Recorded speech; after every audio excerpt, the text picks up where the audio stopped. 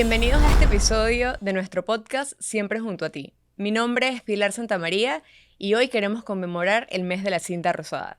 Y para eso tenemos de invitado al doctor César Díaz. Bienvenido, doctor. Muchas gracias por la invitación.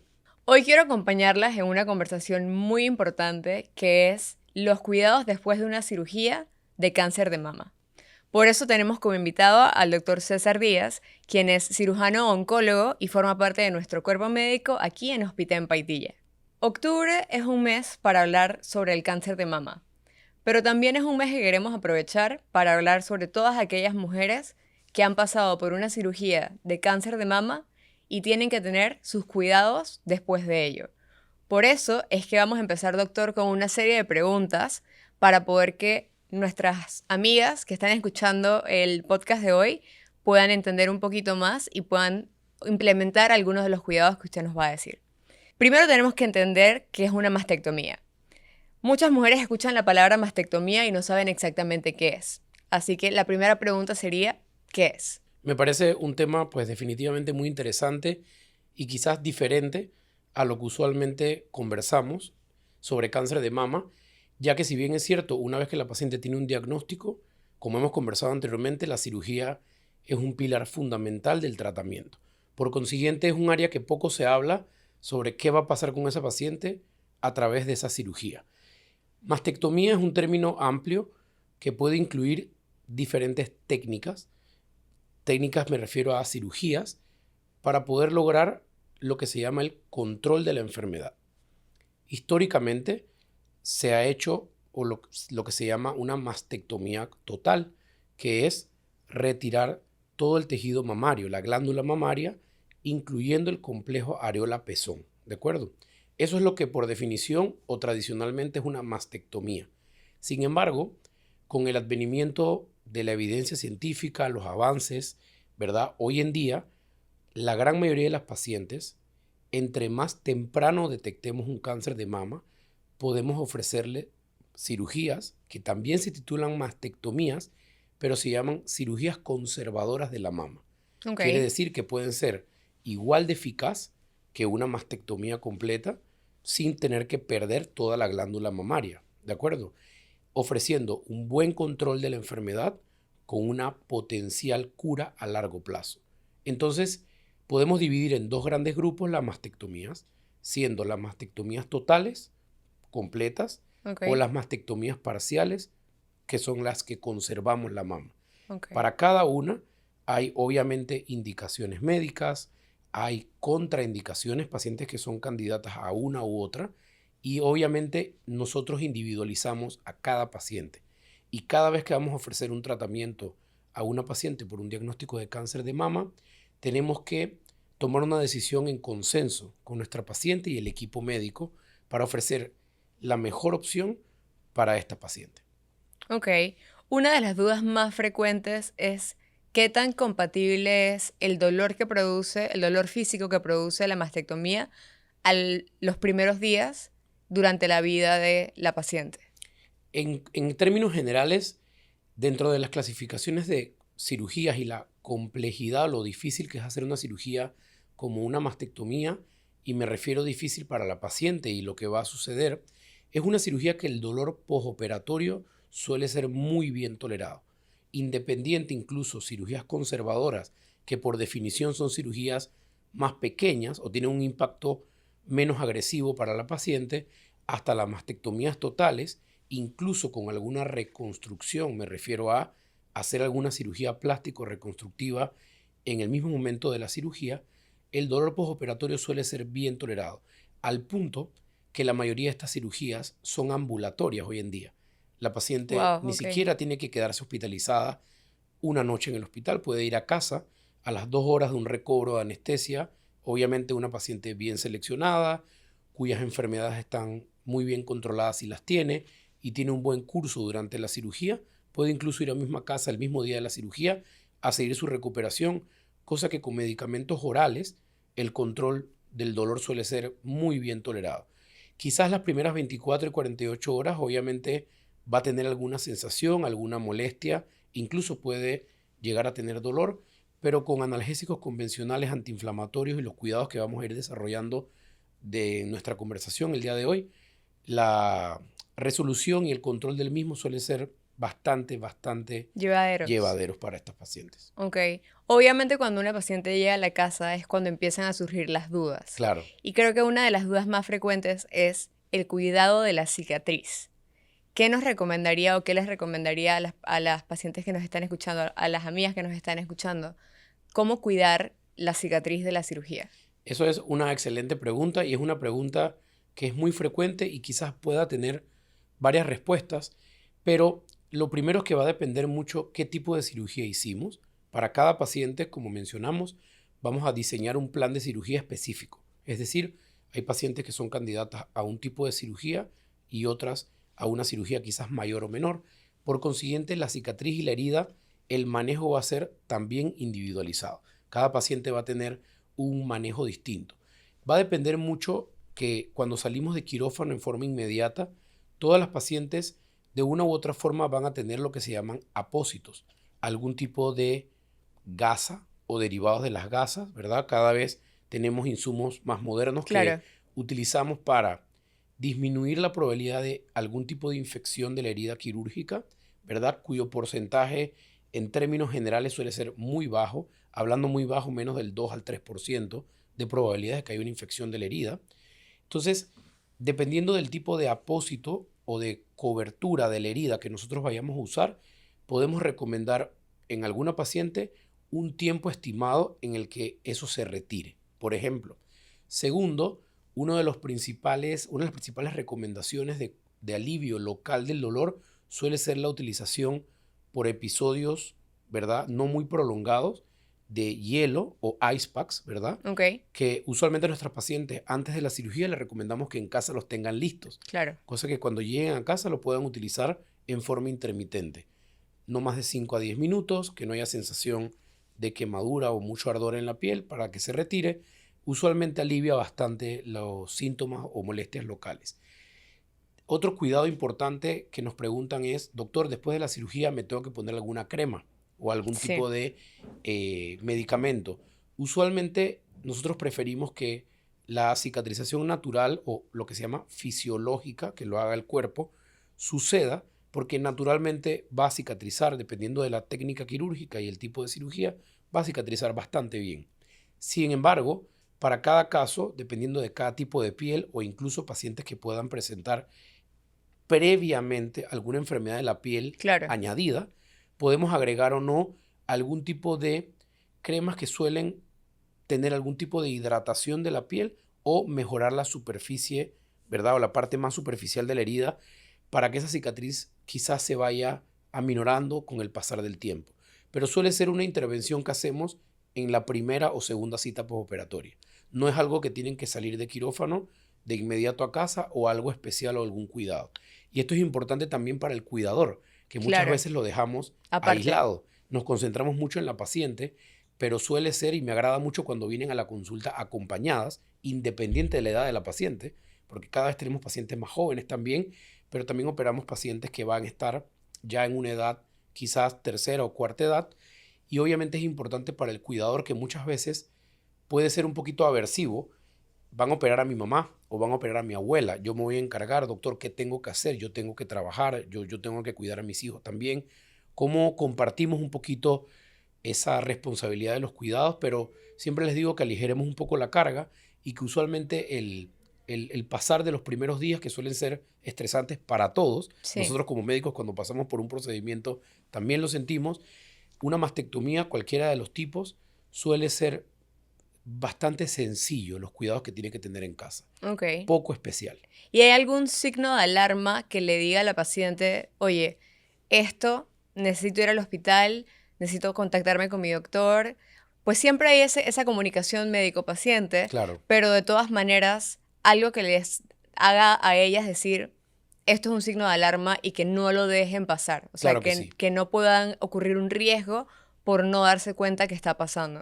Excelente. También esa es una consulta que intentamos abarcar, valga la redundancia, en la consulta externa previo a la cirugía, pero siempre se lo reforzamos a los familiares al salir a conversar de que todo salió bien después de la cirugía y le reforzamos cuáles son esos signos de alarma.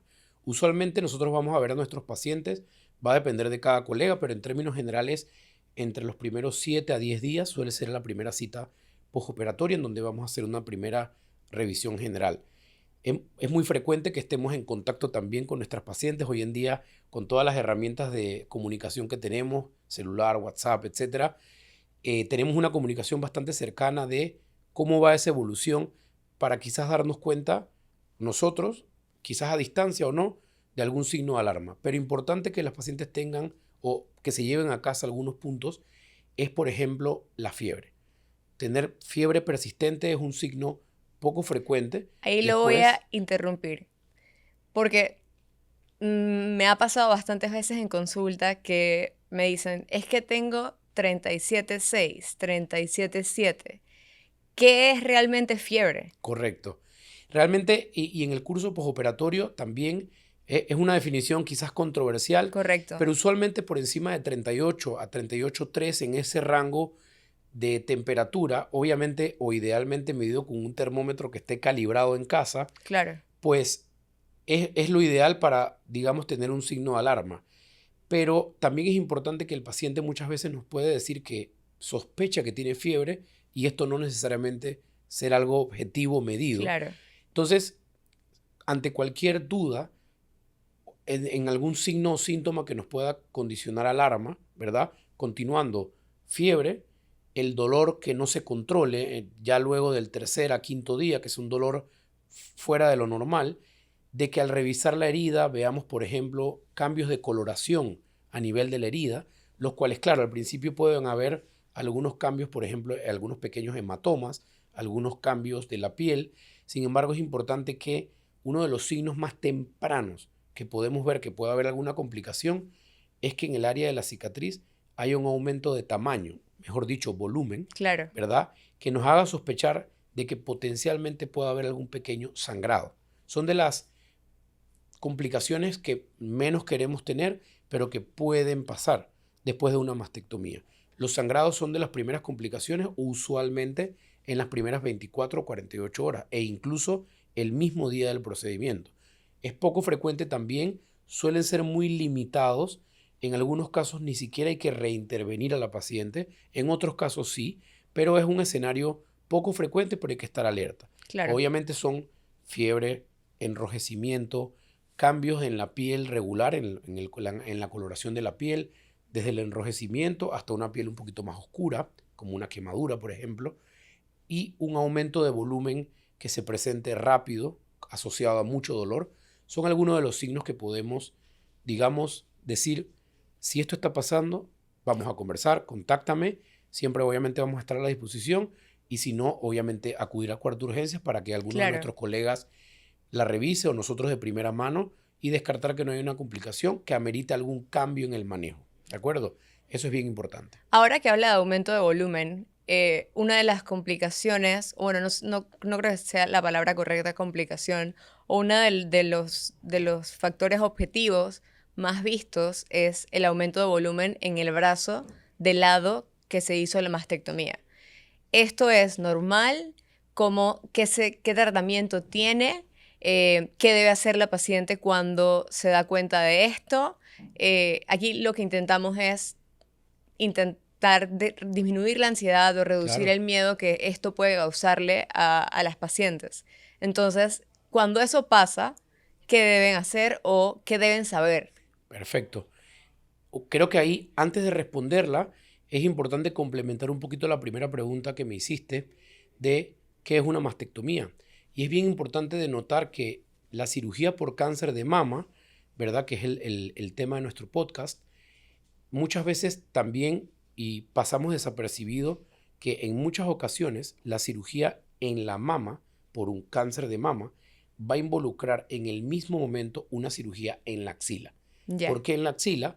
Porque la axila es el principal sitio en donde las células tumorales del tumor primario en la mama, la masa o la lesión o las calcificaciones, pueden drenar, pueden migrar o viajar a través de unos canales pequeños que se llaman linfáticos.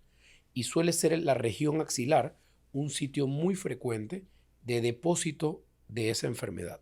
Entonces, En términos generales, habrán obviamente casos Particulares. individuales o particulares en donde esto puede variar, pero a grosso modo, la mayoría de las cirugías por cáncer de mama van a incluir una cirugía en la mama y a la vez una cirugía en la axila, en lo cual cada una de las decisiones es una decisión individualizada y especializada, que ha ido cambiando también a través del tiempo.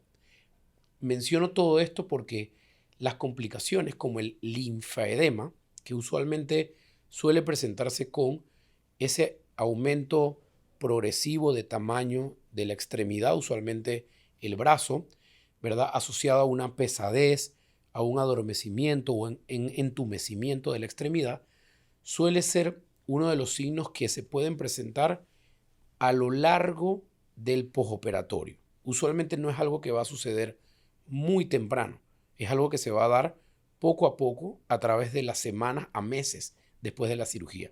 ¿Y qué relación tiene el linfedema con lo que mencioné de la cirugía axilar?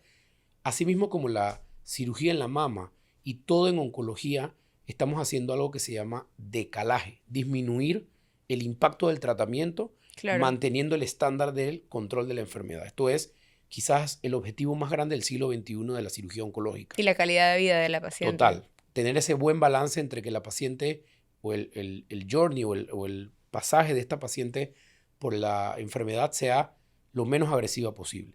Por consiguiente, nosotros hoy en día, cuando hacemos cirugías axilares o tradicionalmente o históricamente, hacíamos lo que se llama un vaciamiento de los ganglios axilares. Extraíamos todos los ganglios axilares en unos niveles específicos y esto alteraba, digamos, o altera la estructura del drenaje linfático.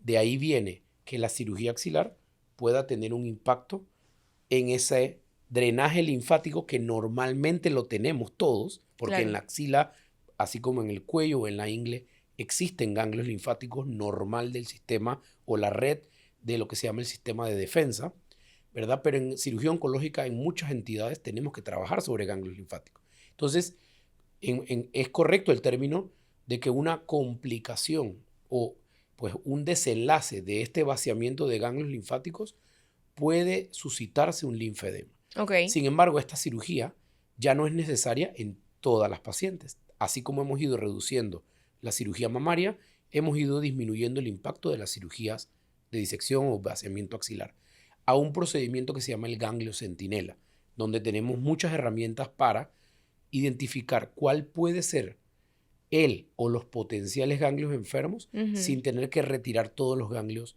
del área axilar. Permitiendo que el drenaje se dé. Correcto. Y teniendo un impacto significativamente menor, demostrado con mucha data estadística, Ok. manteniendo un control local idéntico o similar o no inferior a un vaciamiento completo. Ok. Sin embargo, también es importante avisarle a nuestras pacientes, a nuestras amigas que estamos conversando el día de hoy, de que tampoco la cirugía o el vaciamiento axilar va a llevarte a un linfedema. Esto es poco frecuente y nos apoyamos muchas veces porque en oncología es quizás una de las especialidades que me gusta mucho decirlo. Trabajamos en un equipo multidisciplinario, me apasiona mucho la rama y la gran mayoría de nuestras pacientes nosotros las vamos a conectar con el equipo de fisioterapia. Ok. Es decir, muchas pacientes que van a pasar por una cirugía de mama, una reconstrucción o una cirugía axilar van a ir de la mano en el primer mes postoperatorio con el equipo de fisiatría y fisioterapia, los cuales ejercitan y apoyan, ¿verdad?, a que estas pacientes disminuyan esa probabilidad de desarrollar estos linfedemas al punto de que en la práctica diaria poco se ve. Ok. Es muy poco frecuente realmente. Ok.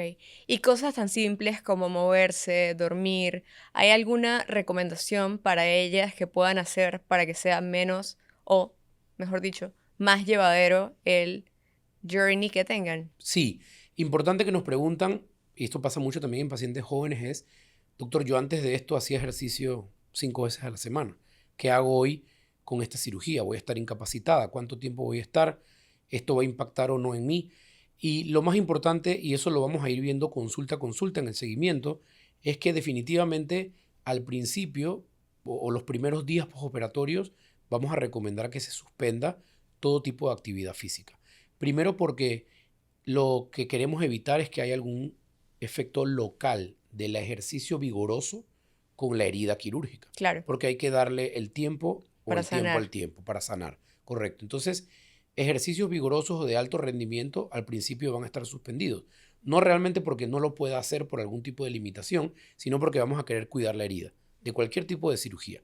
Segundo, otra variable que la paciente que le recomendamos es que independiente del tipo de cirugía que hagamos a nivel de la axila, muchas pacientes, y eso es algo propio de nosotros, del ser humano, vamos a intentar no movilizarlo o Ujú. dejarlo inmóvil, ¿verdad? En este caso no. Usualmente a nuestros pacientes le vamos a recomendar que sigan su rutina. ¿Qué es rutina? Peinarse, cepillarse los dientes, tomar un vaso de agua, comer. Es decir, Ok. que la extremidad no No se se quede quede inmóvil, inmóvil. correcto. Ese es el principal concepto que luego de una cirugía de esta índole, ya sea vaciamiento ganglionar, ganglio centinela, etcétera, usualmente a estas pacientes vamos a recomendar que continúen sus ejercicios porque fisioterapia, el equipo de fisiatría va a fortalecer ese tipo de ejercicios. Y si la paciente se nos queda inmóvil 10 o 15 días, tiene incluso más probabilidad de tener algo que se llama limitación funcional del brazo, que es un criterio objetivo que medimos y se mide en la evidencia científica de cómo se recupera esa paciente luego de la cirugía. No solo el linfedema, sino la limitación del arco del Del... movimiento del Ok, brazo. ok. Entonces, no inmovilizarlo es una de las principales recomendaciones, pero tampoco llevar al ejercicio vigoroso, que va a regresar, claro que sí, va a retornar a sus actividades, pero al principio lo vamos a suspender para esperar un cuidado adecuado de la herida. Ok, ahora que habla del ejercicio, podemos también hablar de la alimentación y de qué papel juega la alimentación y el ejercicio en la recuperación de la paciente. Tal vez no la primera semana, porque Claro, obviamente pues la herida tiene que sanar y es contraproducente hacer ejercicio, que vaya a sudar, que vaya a infectarse la herida, así es. pero pasado un tiempo, y también le preguntaría cuánto tiempo para que lo puedan conocer, em, qué tipo de ejercicios se pueden hacer y sobre todo qué papel tiene la alimentación que ahora juega un papel extremadamente importante. No ahora, siempre lo ha jugado. Ahora se reconoce que juega un papel sumamente importante en la recuperación de todo tipo de enfermedades. Sin duda, el papel, como lo bien lo mencionas, creo que la palabra es fundamental. Desde el preoperatorio, incluso, la cirugía por cáncer de mama, pues si bien es cierto, es una cirugía que, dependiendo qué cirugía vayamos a hacer, el tiempo quirúrgico o el tiempo de la cirugía puede variar entre 1 hora, 2 horas, hasta 3 horas, y dependiendo si agregamos que vamos a hacer una reconstrucción mamaria inmediata, por ejemplo, con nuestro equipo de cirujanos plásticos, podemos estar extendiéndonos a una cirugía mayor de 5 o 6 horas. El Claro. mismo tiempo de duración de una cirugía quizás neuroquirúrgica o una cirugía cardíaca u otras cirugías oncológicas que hacemos de mayor tiempo. Con esto abro el compás de que la nutrición juega un papel fundamental no solo en el postoperatorio, sino en el preoperatorio. Y muchas de nuestras pacientes también van a tener otras enfermedades que se llaman concomitantes, es decir, que la paciente va a llegar a mi consultorio con una diabetes, va a llegar a mi consultorio con algún tipo de enfermedad degenerativa, con algún tipo de enfermedad reumática, por ejemplo. Entonces, podemos tener un escenario de una inflamación crónica desde el preoperatorio, además del cáncer de mama. Entonces, esta nutrición o este concepto que se utiliza mucho en cirugía, que se llama prehabilitación, hoy juega un papel fundamental. Nuevamente, involucramos otro miembro del equipo oncológico, que es el nutricionista y dietista, que definitivamente que entre más temprano tengamos esa consejería nutricional y esa suplementación de ser necesaria para cada paciente, va a jugar un papel fundamental en el postoperatorio. E incluso quizás no es un término de nutrición, pero el tabaquismo, suspenderlo por lo menos 6 a 8 semanas en el preoperatorio, ¿verdad? Juega un papel de posibilidad de recuperación postoperatoria. Todo esto con evidencia y con impacto en que esa herida y en ese cuidado postoperatorio que tanto hemos conversado hoy sea óptimo. Claro. Entonces, si bien es cierto, la paciente muchas veces pasa por el proceso quirúrgico, la recuperación o el soporte nutricional definitivamente con un énfasis en la recuperación temprana y con un objetivo de un aumento en la ingesta proteica importante, ha desarrollado y en otras entidades tenemos muchos ejemplos en donde esa recuperación suele ser más rápida, suele ser más favorable y con mayor beneficio a largo plazo. Y en cuanto al ejercicio, respondiendo un poquito a la pregunta, puede ser muy variable de cuándo esa paciente va a retornar a sus actividades, porque va a depender mucho cómo se recuperó, cómo fue su evolución postoperatoria, qué tipo de cirugía hicimos. También muchas veces en esta cirugía, quizás no lo hemos mencionado hoy, utilizamos drenajes quirúrgicos. Sí. Drenajes son, ¿verdad?, unos tubitos bien delgados que usamos hoy en día que permiten que ese líquido que se puede acumular totalmente normal dentro del área de la cirugía no se acumule, valga la redundancia, en exceso.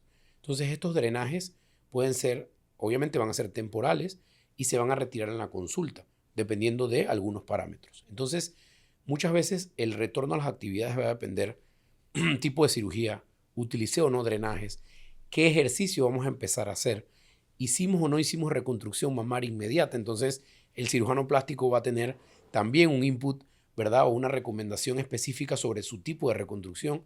Usamos un implante, usamos tejido que se llama autólogo o propio de la paciente, ¿verdad? Utilizamos alguna malla dentro del área. Entonces, va a depender un poquito de qué tipo de cirugía hicimos. Pero en términos generales, podemos decir que 3 a 4 semanas puede ser un tiempo prudente que una paciente puede ir mentalizando y programando un retorno a sus actividades rutinarias bastante similar a lo que hacía previamente. No necesariamente va a ser el tiempo de incapacidad, que es otra pregunta frecuente de la consulta, sino el tiempo en que ella va a retornar, digamos, a lo más normal posible. A las actividades de la vida diaria. Correcto. Yo creo que rescatando un poco lo que usted ha dicho, una de las cosas más importantes dentro de la oncología, y lo digo por experiencia propia en familia, son los equipos multidisciplinarios. ¿Por qué? Porque el equipo multidisciplinario no solamente te brinda, cuando un paciente va a donde un oncólogo o a donde un cirujano oncólogo, piensa que solamente tiene que verse con el cirujano oncólogo. Pero la realidad es que el cáncer es una enfermedad que, a la vez que en el cuerpo es sistémica, en tu entorno es sistémico. Así es. Afecta tanto a tu familia o a tus cuidadores o a las personas que están alrededor tuyo, como también afecta a todo lo que tú conocías antes de que te dieran ese diagnóstico. Correcto. Y en esa parte es donde entonces se involucra el resto de lo que es equipo multidisciplinario. Existe tanto el multidisciplinario que es de oncología como el multidisciplinario que incluye psicología, nutrición, fisioterapia, y no solo la psicología para el paciente, sino también para la familia, para las personas que están alrededor de esa persona que está sufriendo, porque como usted dijo, no solamente es la paciente, que no es querer quitarle el sentir ni el protagonismo, pero también obviamente pues el cuidador tiene que aprender a cuidar. Así es. Y eso es algo bastante complicado, y creo que una de las cosas de las que podríamos tocar un momentito es quiénes forman parte de un equipo multidisciplinario en regla. Correcto. Eso, cáncer de mama es quizás de los modelos de enfermedades que vemos como cirujanos oncólogos, que es una cartera amplia de enfermedades malignas que vemos en la consulta.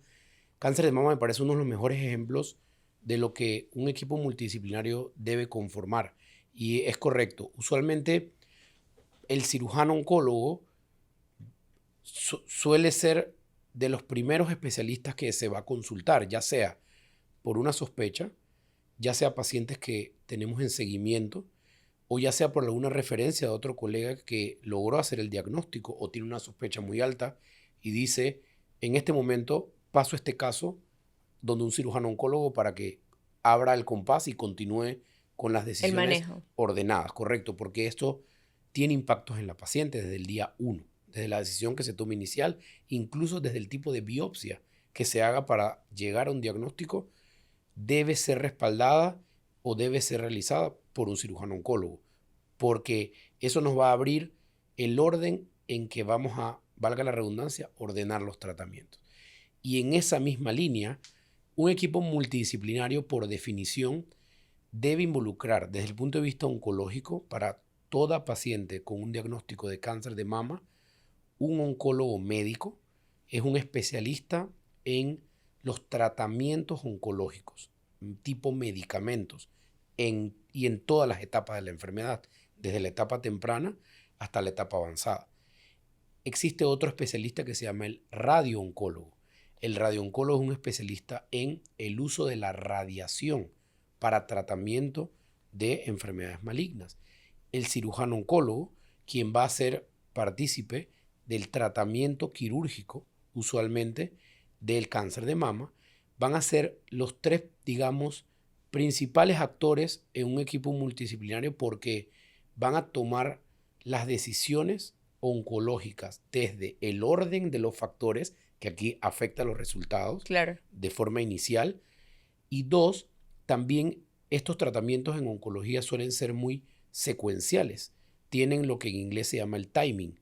Cada tratamiento se va a ordenar acorde a la etapa de la enfermedad, el tipo de tumor, la decisión multidisciplinaria del equipo, ¿verdad? Para poder llegar a obtener un objetivo, que finalmente va a ser lograr el mayor tiempo de supervivencia libre de enfermedad en nuestras pacientes. Correcto. Entonces, digamos que esos son los principales actores en una paciente con cáncer de mama. Sin embargo, y definitivamente sin restar importancia, vamos a tener un gran grupo de colegas que de una u otra forma vamos a necesitar su intervención, porque el oncólogo, como oncólogo, en cualquiera de nosotros tres, va a necesitar el apoyo muchas veces, por ejemplo, del Departamento de Ginecología e Infertilidad. Es un tema que poco hablamos, pero tenemos muchas pacientes Para en otro edad, podcast. para otro podcast quizás totalmente de acuerdo, en donde el ginecólogo y el infertólogo pueden jugar un papel sumamente importante antes de iniciar un tratamiento oncológico en una paciente en edad fértil con un diagnóstico de cáncer de mama. También tenemos pacientes, por ejemplo, con diagnóstico de cáncer de mama asociado al embarazo. También muchas veces vamos a necesitar, por ejemplo, al equipo de salud mental, como mencionaste, psicología y en algunos casos psiquiatría. Muchas veces para los tratamientos oncológicos, radiación, tratamientos sistémicos o medicamentos, dígase terapias dirigidas, inmunoterapias o quimioterapias o cirugías, vamos a necesitar el médico de cabecera de la paciente, que muchas veces va a poder compensar sus enfermedades per se que vaya a tener la paciente de antemano, problemas cardíacos como nuestros cardiólogos, problemas reumatológicos, endocrinos, etcétera, para poder compensar a esa paciente y prepararla para ese tratamiento que va a ser un tratamiento relativamente prolongado, claro, ¿verdad? Porque va a ir pasando por distintas fases. Entonces, el equipo multidisciplinario va a involucrar a estos tres especialistas, pero nos vamos a apoyar muchas veces, como mencionaste, de servicios de apoyo como nutrición, fisioterapia, salud mental y los equipos médicos, especialistas usualmente, de las distintas ramas que van a poder darnos algún aporte o feedback para esa paciente, ya sea antes o durante o después de su seguimiento. Claro, nosotros como hospital lo que hemos intentado hacer y lo hacemos es tener a disposición de la paciente todo aquello que necesita para su equipo multidisciplinario. Correcto. Fisioterapia, el centro de radiooncología, psicología, psiquiatría, tener un cuerpo médico robusto donde la persona pueda, una vez es diagnosticada, escoger y saber y tener la certeza de que va a estar acompañada durante todo el proceso y no solamente ella, sino su familia también. Correcto. Y hago mucho énfasis en el tema de la familia y no solamente tiene que ser familia de sangre, sino también amigos o el círculo, círculo cero de la persona, porque la vida social y emocional de la paciente, en el momento, ella puede pensar, mi vida ya no va a ser la misma. Y pienso que en esta situación es cuando la medicina ha llegado a un punto donde se le puede decir si las posibilidades son de esa forma, no necesariamente. Correcto. Y creo que es un punto muy importante a resaltar. Sí, no, sin duda. Y lo más bonito también de nuestra especialidad, creo que es la segunda o tercera vez que lo digo durante el podcast por la pasión que le tengo, es que hablamos mucho de la detección temprana del cáncer de mama, ya que obviamente a medida o a mayor temprano lo logremos detectar con toda la concientización, vamos a lograr ofrecer tratamientos menos agresivos con más potencial de cura. Sin embargo, no podemos dejar a un lado a la paciente que debuta con una enfermedad más avanzada. Entonces, a lo que me refiero con lo bonito de nuestra especialidad es que el impacto no solamente es en las etapas tempranas de la enfermedad, también en las etapas avanzadas de la enfermedad. Muchos pacientes hoy en día con la mejora, la optimización y la evidencia de mejores tratamientos sistémicos, ¿verdad? A medida que vamos conociendo más la enfermedad, se van desarrollando y vamos aplicando terapias más novedosas que permiten que nuestras pacientes, como bien mencionas, tengan la vida más similar posible a lo que antes del diagnóstico tenían. Correcto. Y nos sorprenderíamos a lo que quizás nos enseñaron en las facultades de medicina de qué es un cáncer de mama asociado a una metástasis. Esa es una palabra que desde estudiantes de medicina nos producía quizás un poquito de miedo o un poquito de Un incertidumbre, poquito creo que ¿verdad? es underrated, Claro. O bastante. cuando en nuestras primeras rotaciones veíamos un paciente y nos decían, él tiene una metástasis, Metástasis. sorprenderíamos hoy en día cómo muchas pacientes con una enfermedad avanzada, y dígase metástasis para nuestras oyentes y demás, aquella paciente con una enfermedad fuera del área de la mama, específicamente pulmón, en el hígado o en los huesos, por ejemplo, cómo estas pacientes hoy en día logran tener una calidad de vida, ¿verdad? Que ese es el principal objetivo, óptima, están trabajando, están haciendo su vida regular. Por consiguiente, un diagnóstico, e incluso en una etapa avanzada, no significa el fin y no significa terminal. Estos son términos que hemos ido quitando, ¿verdad? E incluso en pacientes con enfermedades avanzadas, hay algún subgrupo de pacientes que llegamos hasta operar también. O sea, por distintas características, y la evidencia es muy creciente en donde no se cierran las puertas en la etapa avanzada tampoco. Y es un tema que poco se habla. Sin embargo, nosotros en oncología quizás esas son las pacientes que más vemos también, porque son pacientes ya más de nuestro nicho, ¿verdad? La paciente con la enfermedad avanzada ya pasa directamente a oncología. Claro. Y muchas pacientes, repito, con el advenimiento y el avance de distintas terapias, nos sorprenderíamos si en nuestro trabajo, en nuestro medio, supiéramos que es una enfermedad, una paciente que está viviendo con una enfermedad avanzada en el día a día, que causa incertidumbre, que puede progresar la enfermedad, que puede disminuir nuestra calidad de vida. La respuesta es sí. Pero cada vez es menos y cada vez tenemos mejor impacto en todas las etapas de la enfermedad. Lo que antes para nosotros era un paciente en una cama de hospital, hoy en día puede ser una gerente de un banco, independientemente. Claro. Luchando con la enfermedad, yendo a sus citas y a sus controles, pero manteniendo un control de la enfermedad el mayor tiempo posible. Claro, la realidad es que la gente, las mujeres, esperamos siempre a octubre para hacerme el examen de prevención del cáncer de mama. Pienso que debería expandirse. Está bien que se haga un énfasis en octubre para que sea un recordatorio de que se debe hacer, pero no necesariamente tiene que ser octubre el mes donde, amiga, te hagas el examen de cáncer de mama.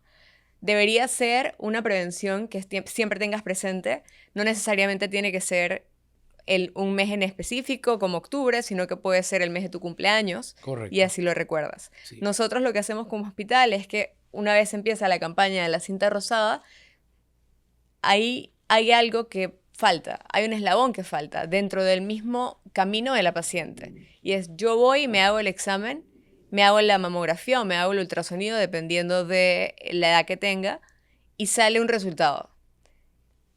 Nosotros lo que hacemos es, vemos el resultado, y si es una paciente que tiene una lesión que debe ser estudiada a fondo por un especialista, se le llama y pues se le comenta y se le dice, su resultado es tal y pues debes ir a tu médico de cabecera para que te pueda orientar, o a un médico que pueda conocer sobre esta enfermedad y te pueda dar una mayor información.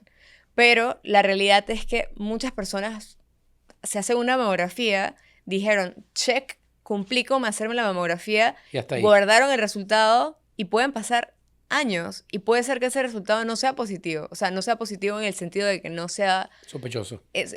Correcto, o sea, que realmente represente algo. Y creo que el mensaje que quiero dar es que cada mujer, cada persona, cada ser humano debería tener un médico de cabecera, debería hacerse exámenes preventivos no solamente de cáncer de mama, también de cáncer de próstata. Estamos en el mes de octubre y no solo conmemoramos el cáncer el mes de la cinta rosada, pero también el mes de la cinta celeste.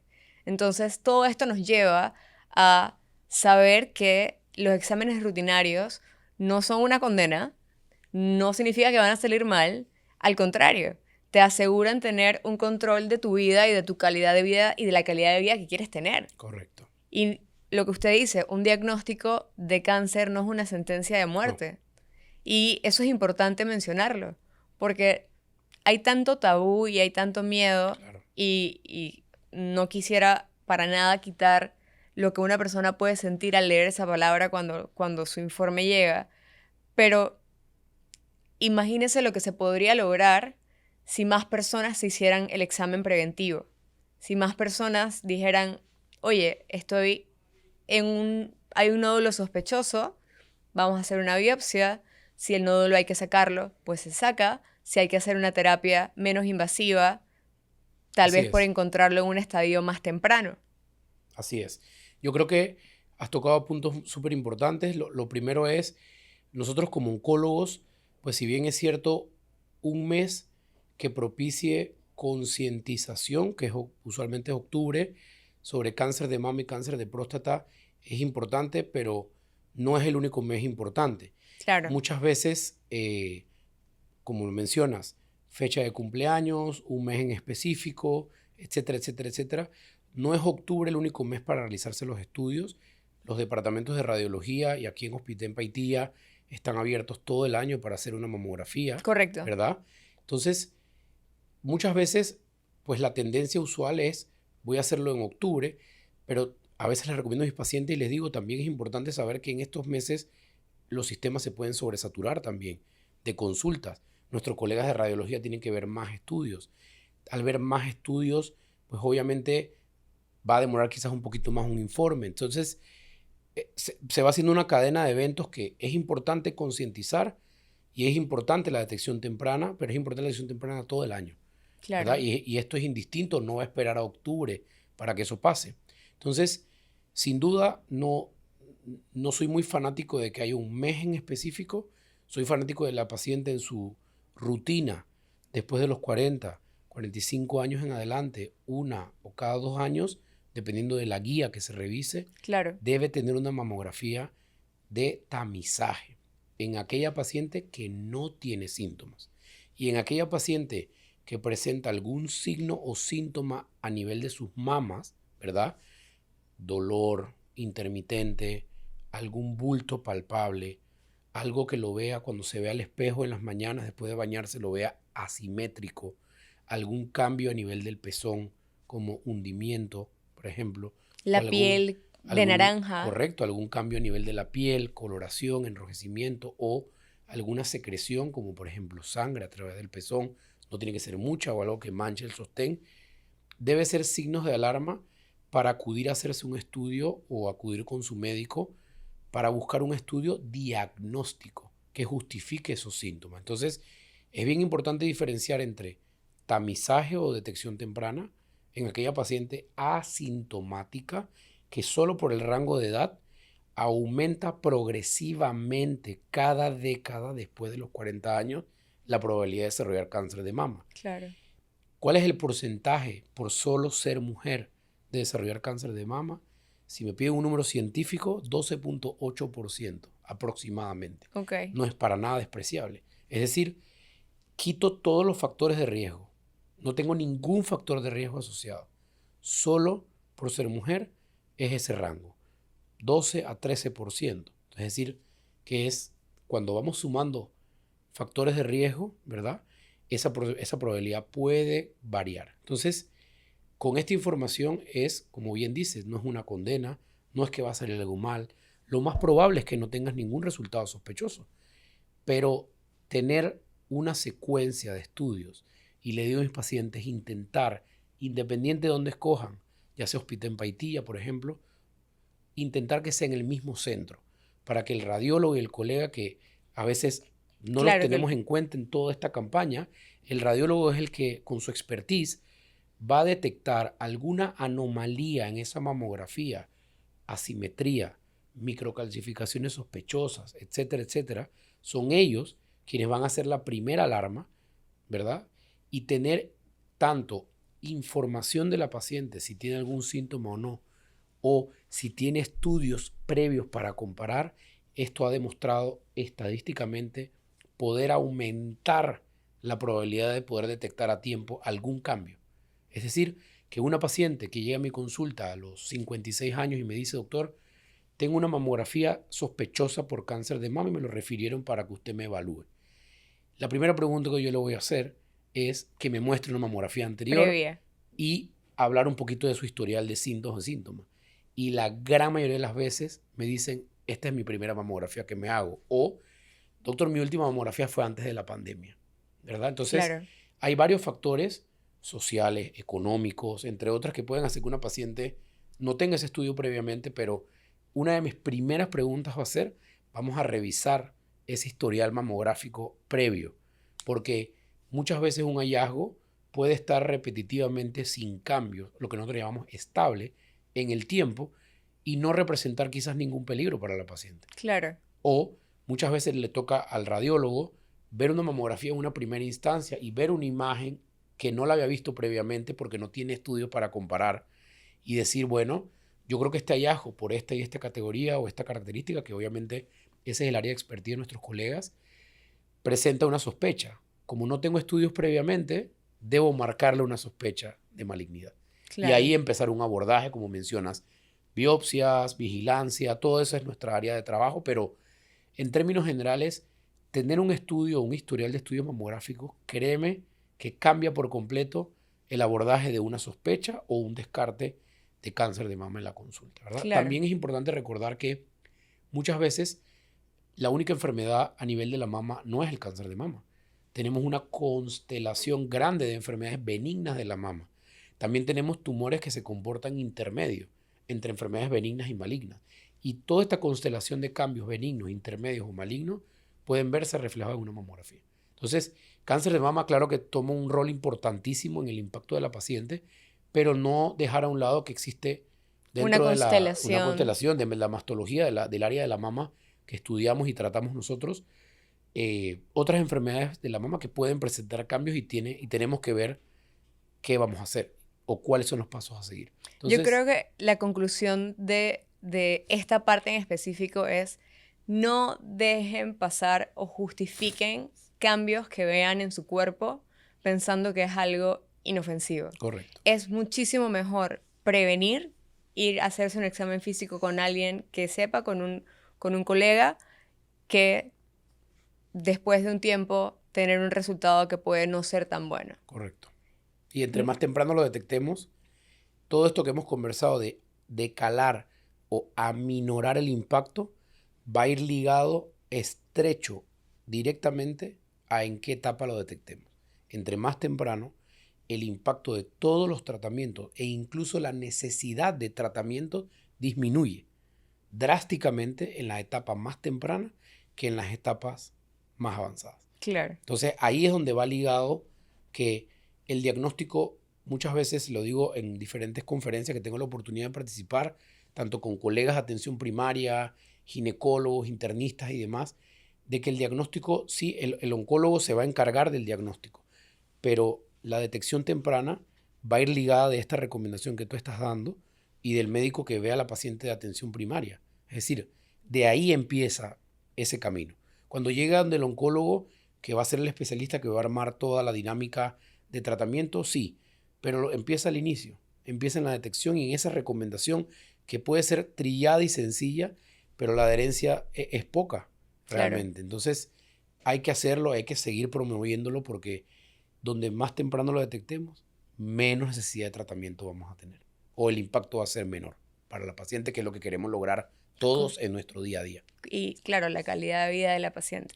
Va a ir óptima. Y creo que en este tema podríamos demorar 3 horas más porque o sea, es un Sí, tema sí. demasiado interesante. Así es. Pero ya para ir cerrando, le preguntaría, doctor, para que le dijera a nuestras amigas que nos están escuchando, ¿cuál sería una conclusión o recomendación que les daría? Creo que de lo que podríamos sacar o lo que me gusta siempre conversar con mis pacientes al final, como médicos, pues parte de la consulta es ese intercambio académico, ¿verdad?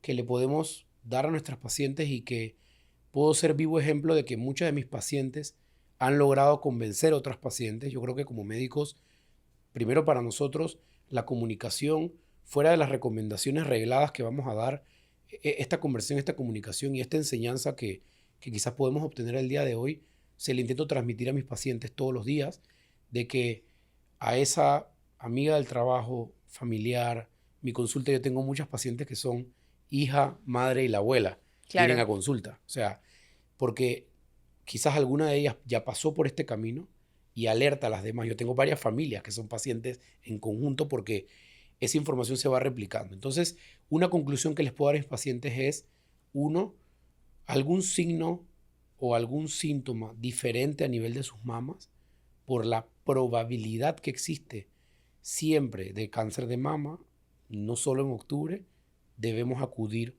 donde nuestro médico. No necesariamente tiene que ser donde el cirujano oncólogo.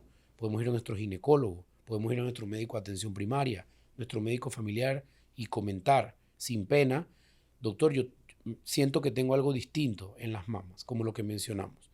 Número dos, en aquella paciente por encima de los 40 años, ¿verdad? Que no tiene ningún tipo de síntoma, a lo largo de su vida es necesario realizarse una mamografía de tamizaje o cribado.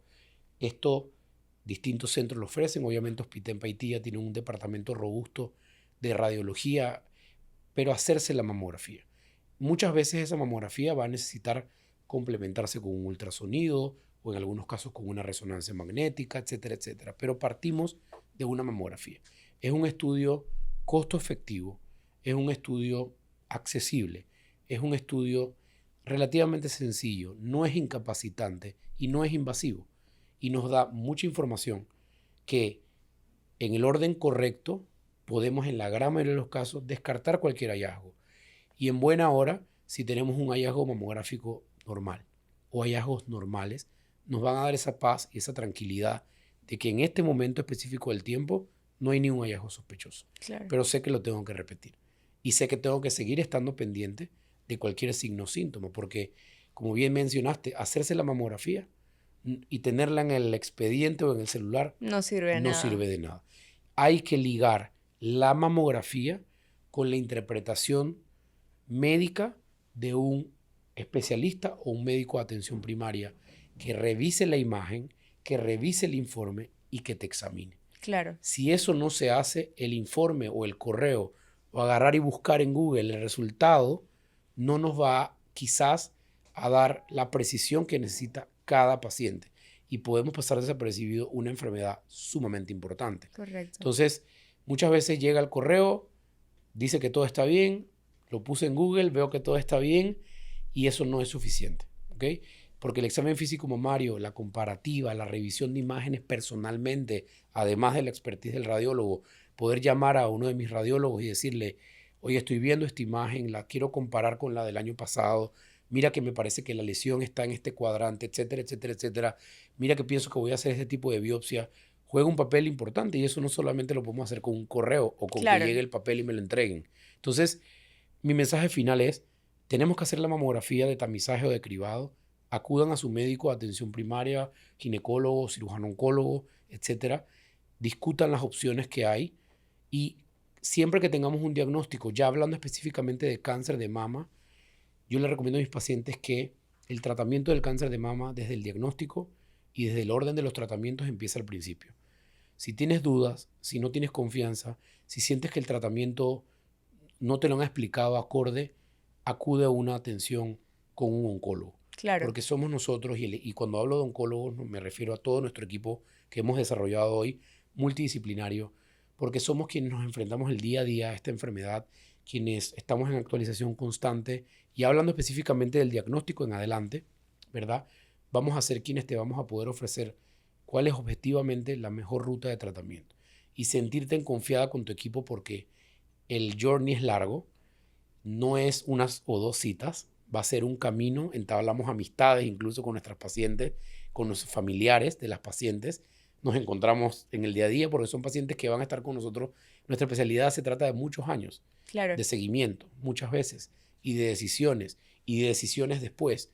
Y Dios no lo quiere, una recaída de la enfermedad. Entonces, ir de la mano con tu equipo de confianza es fundamental Claro, para que te sientas acompañada y sientas que en tu día a día cualquier duda vas a tener tu equipo cerca para cualquier o descartar alguna situación. Entonces, creo que hay muchos mensajes finales. Me gustaría decir muchos más, pero creo que hemos logrado conversar un poquito de cáncer de mama, un tema del día a día de nosotros, tanto aquí en Consultorios Médicos Paitilla como a nivel del Instituto Oncológico Nacional, donde tengo pues siempre la oportunidad de ser servidor de muchas de nuestras pacientes que acuden a atención ahí, y pues en mi día a día ejercer la cirugía oncológica, que creo que de una u otra forma impacta y ayuda a que estas pacientes tengan una probabilidad de cura, una probabilidad de control y también una mejor calidad de vida. Correcto. Al final del día creo que todo se reduce a calidad de vida. Así es.